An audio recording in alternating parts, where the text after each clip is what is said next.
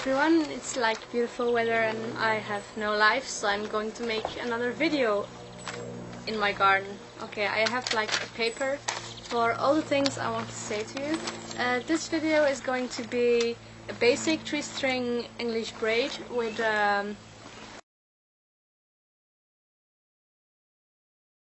some tips for making braiding more easier. So I'm going to begin with the tips.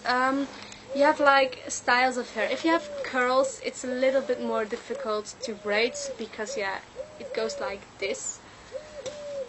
And if you make your curls like wet, they are less curled, so it's easier to braid them. You can pull at your curls to de-curl them, so it makes braiding more easier. If you have curls, you also have to braid tight, so the curls won't pop up like they say. If you have straight hair, that's really fantastic because it makes braiding a lot more easier. If you have straight hair and you don't have much hair, you just braid very loose, so you have a big braid and then it seems like you have lots of hair, but it isn't true. Okay, what I have, layers. If you have layers or low cuts, or how do you say that in English?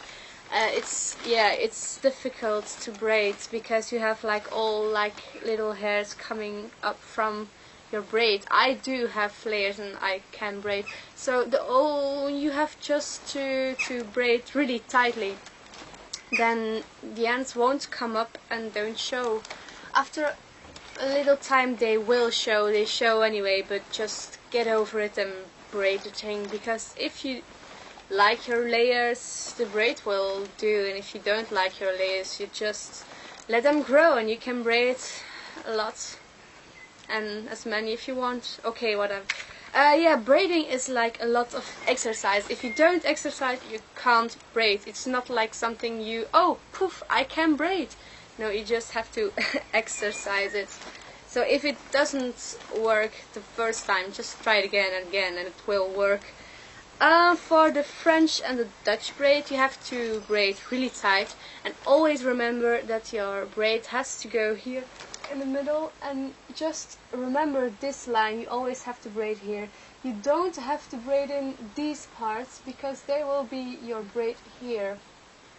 So you always braid these parts into your braid and not this part.